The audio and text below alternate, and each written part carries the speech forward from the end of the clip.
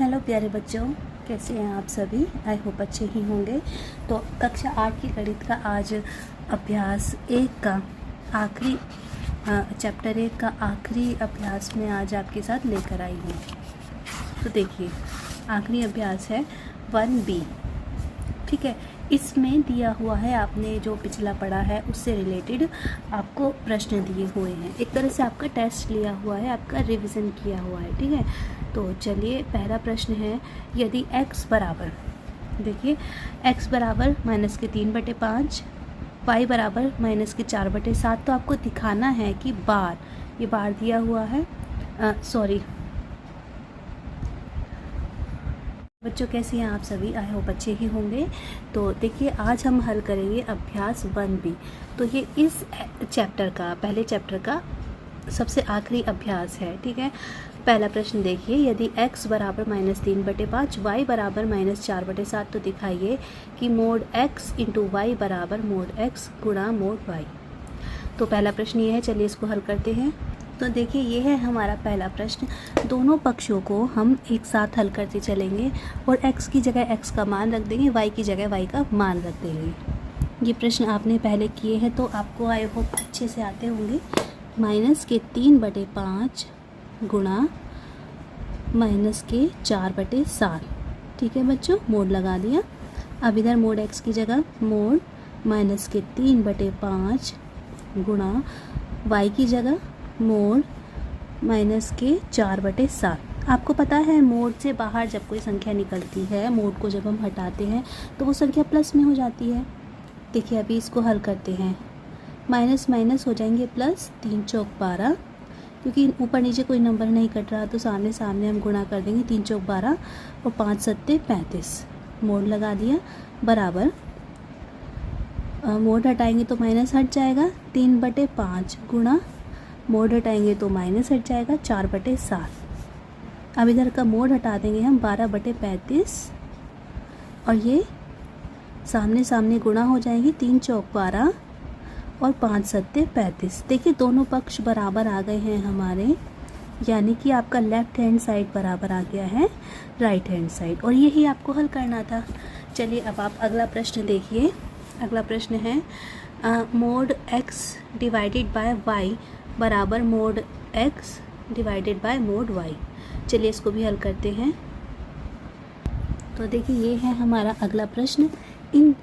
इसमें आपको पता है कि पहले ही आपको x और y का मान दिया हुआ है, तो चलिए x और y का हम मान रख देते हैं।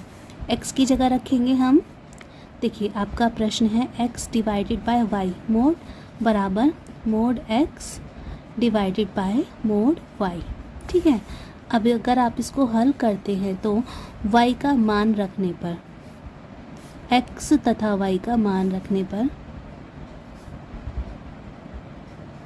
देखिए x की जगह आप क्या रख देंगे, x की जगह रख देंगे -3/5 डिवाइडेड बाय y की जगह -4/7। मोड लगा देंगे। अब मोड x की जगह लिखेंगे हम -3/5 डिवाइडेड बाय, और y की जगह लिखेंगे -4/7 मोड। देखिए, -3/5 मोड अभी हम लगा रहने देंगे। भाग की जगह आ जाएगा गुणा का निशान, और ऊपर का नंबर नीचे चला जाएगा, नीचे का नंबर ऊपर चला जाएगा। इस तरह से कर सकते हैं। अभी इसको देखिए, मोड हटा देंगे यहाँ पर, तो ये हो जाएगा प्लस का 3/5 डिवाइडेड बाय प्लस के 4/7। इनको देखिए, कोई नंबर आपस में नहीं कट रहा है तो सामने सामने हम गुणा कर देंगे। 3 सत्ते 21, माइनस माइनस हो जाएंगे प्लस, 5 चौक 20। मोड लगा दिया, और यहाँ पर 3/5 भाग की जगह आ जाएगा गुणा का निशान, ऊपर की संख्या नीचे आएगी, नीचे की संख्या ऊपर जाएगी। इस तरह से हो जाएगा। यहाँ पर मोड हटा देंगे 21, और देखिए यहाँ पर हम गुणा करेंगे सामने सामने, क्योंकि ऊपर नीचे कुछ नहीं कट रहा है, तो 3 सत्ते 21 और 5 चौक 20। ठीक है, अब दोनों पक्ष हमारे बराबर आ गए हैं, मतलब लेफ्ट हैंड साइड बराबर है राइट हैंड साइड। तो इस तरह से आपका ये दूसरा प्रश्न हल हो गया। चलिए दूसरे प्रश्न की तरफ चलते हैं। उन सभी परिमेय संख्या को ज्ञात कीजिए जिनका निरपेक्ष मान 5/6 है। तो देखिए, आपको प्रश्न दिया है सब निरपेक्ष संख्या 5/6 होना चाहिए। तो वो कौन कौन सी संख्या है? तो वो संख्या है, देखिए निरपेक्ष संख्या बतानी है ना, आप मोड लगाएंगे, मोड 5/6 तथा मोड माइनस के 5/6। अब आप कहेंगे ऐसा क्यों? तो देखिए अगर हम 5/6 को लिखते हैं तो ये वैसे तो आपका उत्तर यही है, ये आपका आंसर है, लेकिन मैं आपको हल करके दिखाती हूँ। अगर हम 5/6 का मोड खोलेंगे तो हो जाएगा 5/6, और अगर हम -5/6 का मोड खोलेंगे तो आज हो जाएगा 5/6। दोनों का उत्तर 5/6 आ रहा है ना। तो ये दोनों संख्याएं, मोड 5/6, मोड -5/6, वो परिमेय संख्या है जिनका निरपेक्ष मान 5/6 है। अब देखिए प्रश्न नंबर 3, उस परिमेय संख्या को ज्ञात कीजिए जिसका निरपेक्ष मान है 0। तो आपका हमें कहा है कि निरपेक्ष मान होना चाहिए 0। देखिए निरपेक्ष मान हमसे मांगा है 0। निरपेक्ष मान 0 किसका होगा? 0 का ही होगा। तो आपका ये ही आंसर है, 0 ही आपका आंसर है। अब देखिए अगला प्रश्न हमें दिया है कि 11/8, 4 सही 3/45 और -33/80 और 24/7, 5/6 किसको शांत दशमलव के रूप में व्यक्त कर सकते हैं? तो देखिए सबसे पहले हम संख्या लेंगे, हमें बहुत सारी संख्या दी हुई हैं। तो पहले 11/8 शांत दशमलव के लिए आपको पता है ना, 2 या 5 के गुणनखंड होने चाहिए, या केवल 2 के होने चाहिए, या केवल 5 के गुणनखंड होने चाहिए, या दोनों के होने चाहिए। तो 11/8 को हम कैसे लिख सकते हैं? 11 आप 8 के गुणनखंड कर लीजिए, 2 4 आया, 2 2 आया, और इस तरह से। तो आप इसको लिख सकते हैं, देखिए ये इधर रफ वर्क चलेगा। आप इसको लिख सकते हैं 11/2⁵3, क्योंकि 2 को हमने 3 बार गुणा हुआ है। तो देखिए यहाँ पर 2⁵3 आया है, इसका मतलब ये शांत दशमलव के रूप में हम इसको लिख सकते हैं। ठीक है। अब अगली संख्या हमें क्या दी हुई है? 4 सही 3/45। ठीक है। अब आप 45 को देखिए, 4 सही 3/45 के अगर आप गुणनखंड करेंगे तो पहले हम इसको 5 से, सिंपल है, भाग कर दीजिए। 5 × 45 होता है, 3 एकम 3 और 3 × 9 3। तो आप इसको लिख सकते हैं 5 × 3 को हमने 2 बार गुणा किया, तो आप 3 की घात 2 लिख सकते हैं। अब 5 के साथ यहाँ पर 3 आ गया, लेकिन यहाँ तो 2 आना चाहिए था, या अकेला 5 होना चाहिए। तो इसका मतलब ये अशांत दशमलव है। ठीक है। अब अगली संख्या देखिए, -33/80। तो 80 का हम हर का हमेशा गुणनखंड करके देखते हैं। 80 का गुणनखंड करिए, 2 से करेंगे 40 आएगा, 2 से करेंगे 20 आएगा, 2 से करेंगे 10 आएगा, 2 से करेंगे 5 आएगा। अब आप इसे क्या लिख सकते हैं? -33 बटे 1 2 3 4, 2 4 बार है, तो 2 की घात 4 गुणा 5 1 बार है, इस तरह से। तो यहाँ 5 या 5 की घात 1 लिख दीजिए। अब 2 गुणा 5 है, इसका मतलब ये शांत दशमलव है। शांत दशमलव के लिए या तो 2 के गुणनखंड होने चाहिए, या 5 के होने चाहिए, या दोनों के ही होने चाहिए। अब देखिए अगली संख्या है हमारी 24/7। देखिए 24/7 है, तो नीचे ना 2 है ना 5 है, तो ये है हमारा अशांत। देखिए ये संख्या है हमारी अशांत दशमलव। अब अगली संख्या देखते हैं। अगली संख्या है 5/6। 5/6, 6 को आप लिख सकते हैं 2 × 3। अब देखिए या तो 2 होना चाहिए था, या 5 होना चाहिए था, यहाँ पर 3 भी है, तो इसका मतलब ये है अशांत दशमलव। चलिए अब अगला प्रश्न देखते हैं।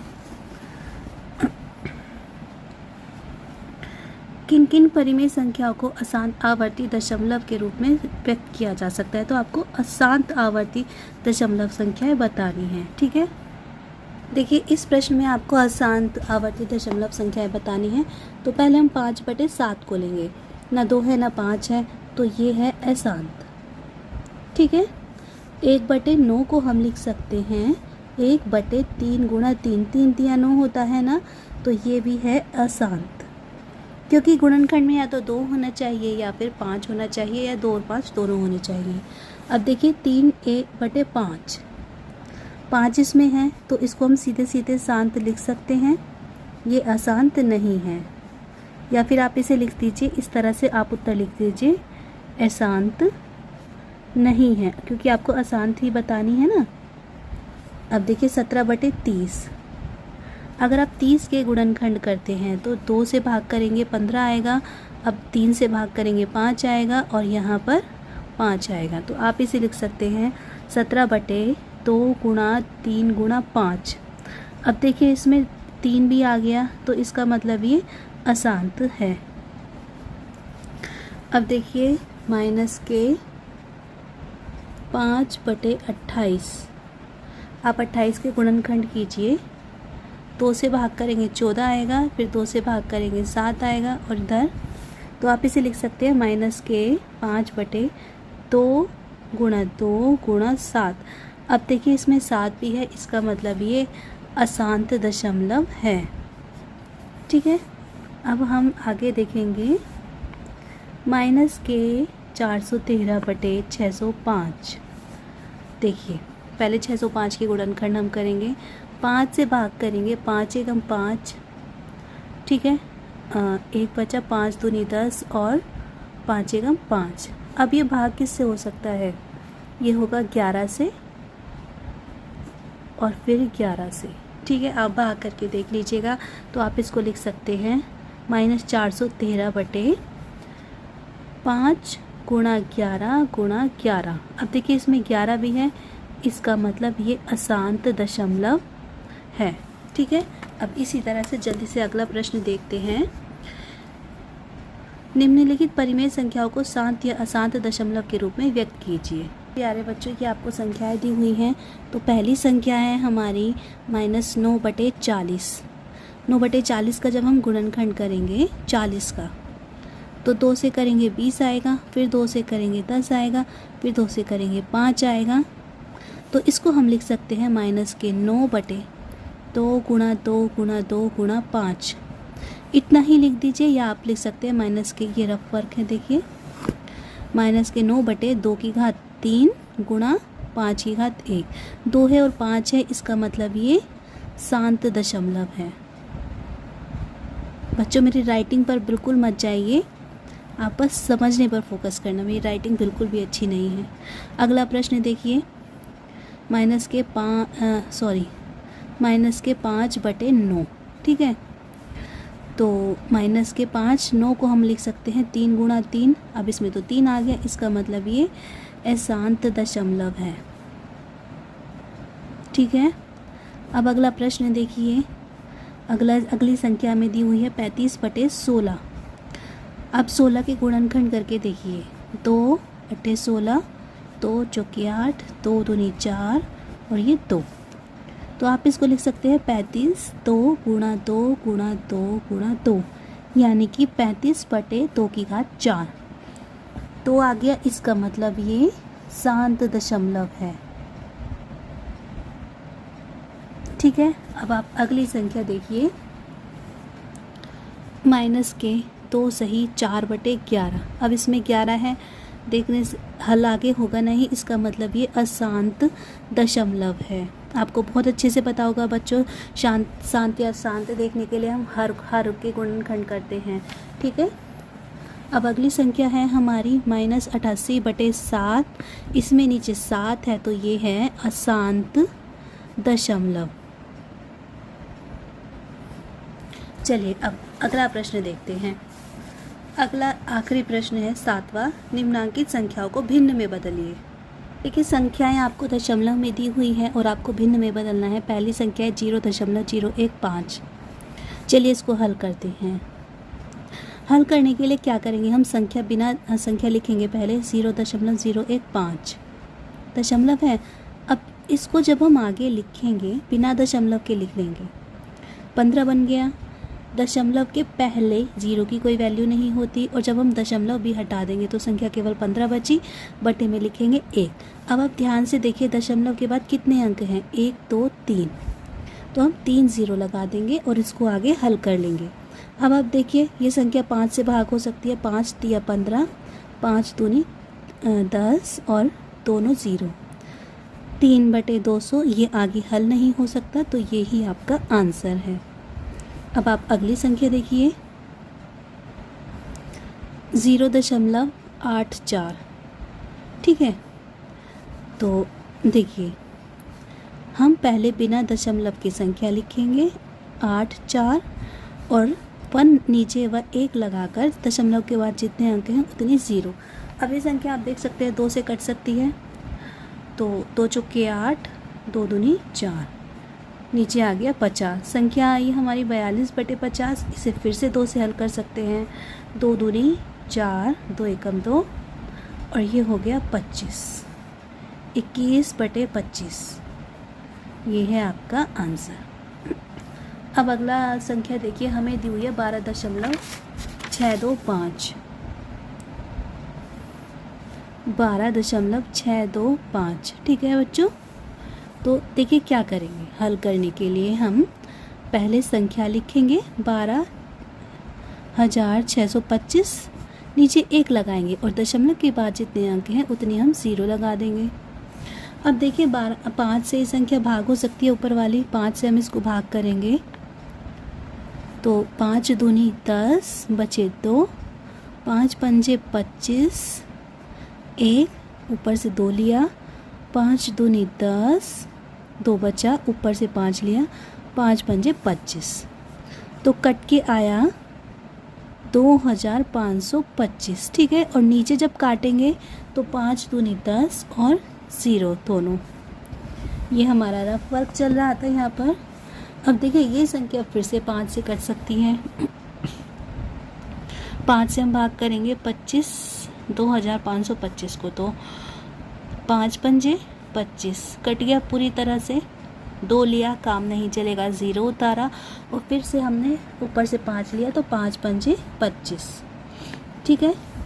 देखिए ये बन गया 505 और इसको 5 से भाग करेंगे, 5 चौक 20 और 0, तो संख्या हमारी आई 505/40। फिर से ये 5 से भाग हो सकता है, तो आप 505 को 5 से भाग दीजिए, 5 एकम 5, कट गया, 0 से कट गया पूरी तरह से, ठीक है। 0 को उतारा, 0 से काम नहीं चला तो ऊपर 0 लिख के हमने फिर से 5 को उतारा, 5 एकम 5, कट गया, आया 101 और 5 से जब 40 को भाग करेंगे, जो 5 अट्ठे 40, ये संख्या आगे हल नहीं हो सकती, तो ये ही आपका आंसर है। देखो बच्चों हमारी ये फर्स्ट चैप्टर पूरी तरह से कंप्लीट हो गया है। तो नेक्स्ट वीडियो में फिर मिलेंगे, तब तक के लिए आप पढ़ते रहिए और आगे बढ़ते रहिए।